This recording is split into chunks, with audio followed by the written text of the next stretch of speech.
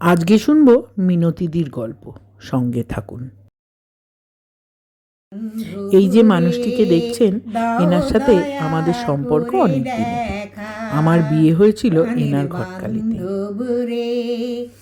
যখন আমি বিয়ে হয়ে এই বাড়িতে আসি, মিনতিদি তখন রোজই আমাদের বাড়ি আসতেন। টুকটাক কাজের ফাঁকে ফাঁকে নিজেই বসে এরম গান গাইতেন।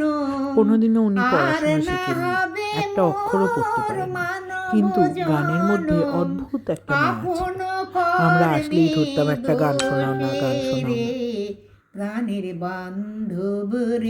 এখন মিনতিদি বয়সের ভারে অনেকটাই নত।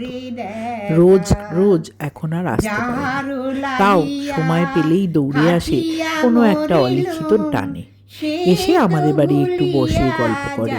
আর আমি সেই পুরনো দিনের মতো আবার বলি, ও মিনতিদি একটা গান গাও না। বলে আমার গলায় জোর নেই। আজকে সেই জোরের টানেই একটা গান শোনালো।